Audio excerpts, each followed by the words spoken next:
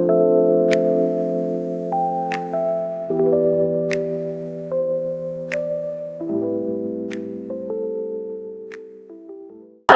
warahmatullahi wabarakatuh. Waalaikumsalam warahmatullahi wabarakatuh.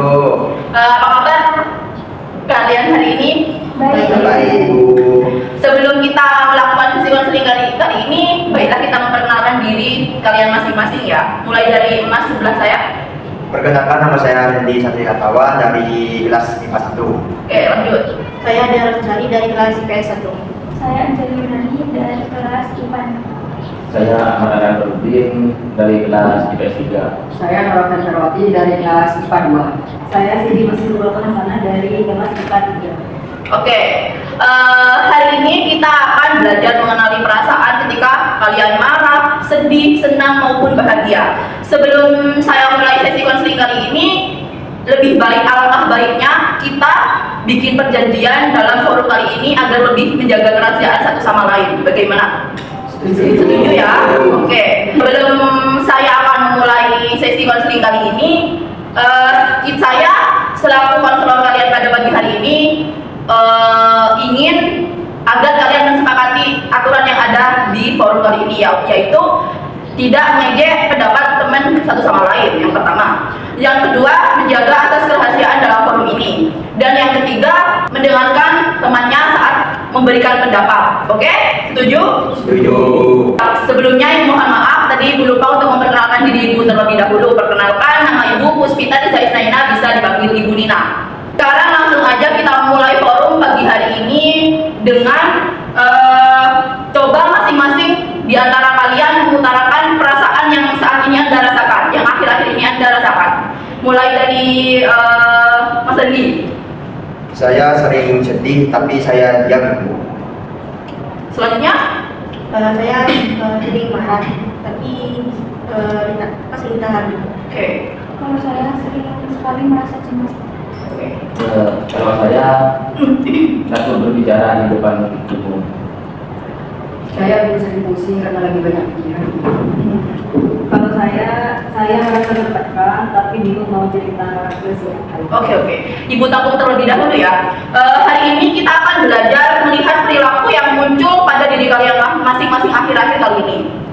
Pendekatan yang kita gunakan adalah pendekatan behavior, yang artinya kita akan fokus pada perilaku, pemicu, dan respon baru yang akan kalian terima.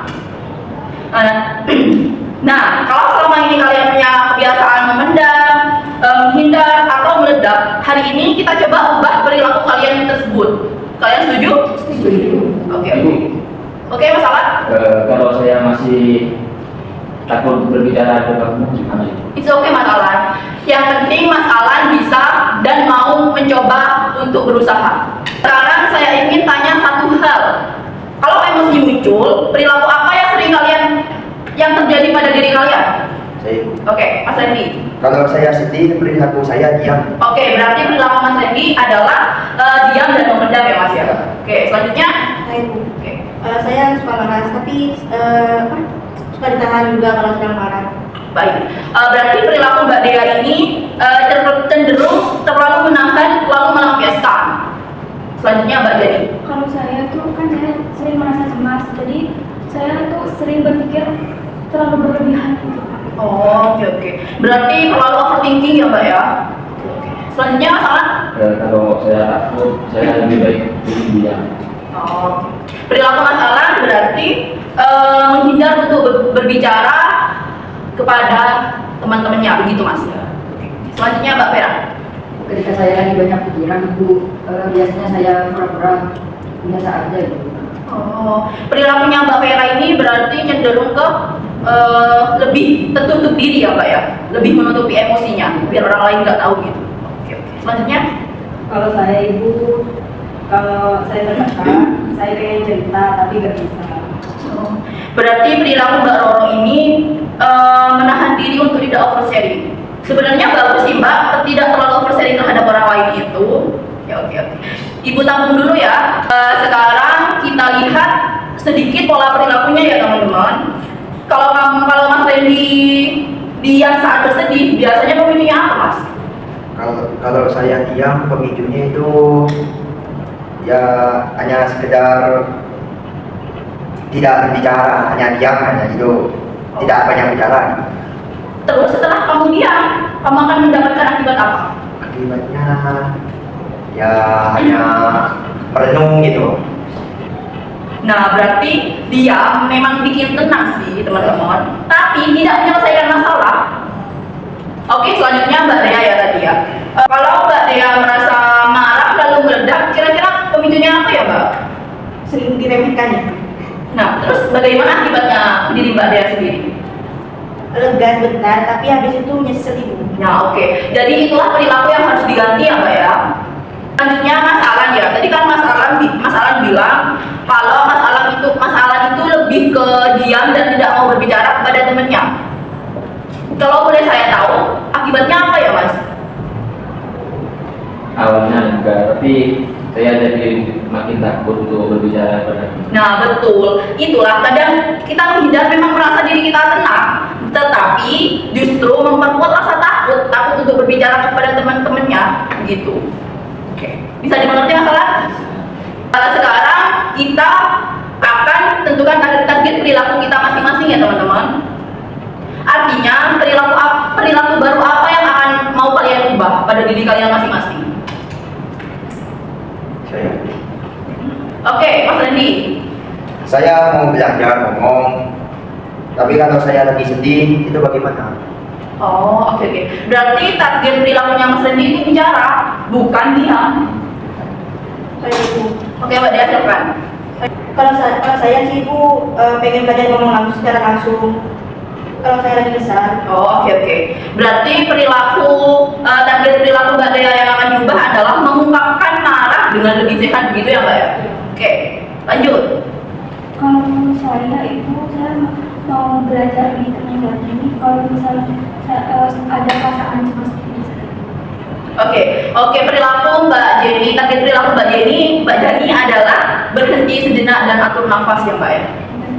Oke, selanjutnya. Kalau ibu mau belajar ngomong meskipun sedikit. Oh, baik. Berarti target perilaku Mas Alan adalah berani berbicara minimal 1 kata Mas. Oke, selanjutnya. Itu Ibu, saya mau belajar lebih jujur lagi ketika saya lagi capek. Berarti target perilaku Mbak Vera yaitu tidak mendam semuanya sendiri ya Mbak ya. Selanjutnya.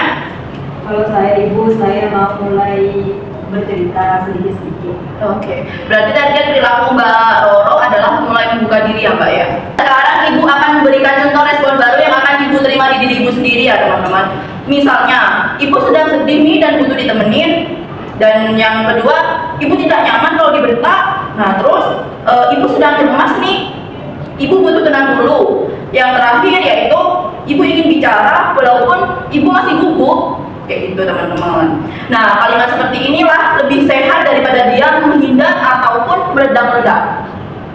Sekarang kita coba latihan terlebih dahulu ya teman-teman. Tidak perlu sempurna, yang penting mencoba. Bagaimana? Oke. Oke, mulai dari Mas Randy. Coba kamu Mas Randy. Aku lagi gak baik-baik saja, Ibu, aku butuh ditemani. Oke, bagus itu respon dari Mas Randy ya. Selanjutnya, sekarang kamu Mbak Dea. Kalau saya Ibu gak nyaman kalau dibentak. Tolong ngomong baik-baik. Oke, itu perilaku yang lebih sehat. Sekarang coba Mas Alan, coba bicara 1 kalimat saja. Menurut saya Ibu, saya perlu belajar berani berbicara di depan umum. Oke, bagus itu. Berarti ada kemajuan ya Mas Alan ya. Oke, selanjutnya. Saya sebenarnya yakin dan saya butuh cerita.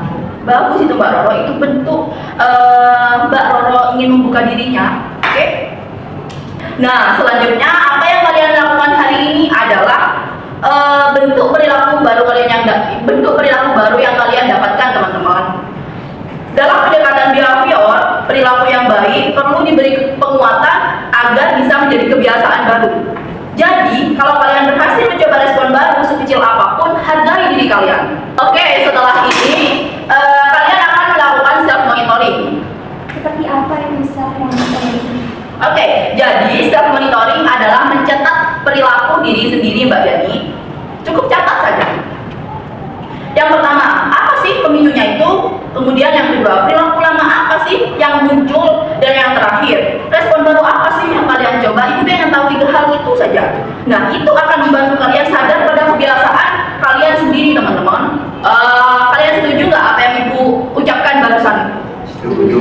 Oke, setuju semua ya. Sebelum ibu akhiri pertemuan konseling kita kali ini, saya ingin masing-masing menyebutkan satu perilaku baru yang akan kalian latih. Dari Mas Rene.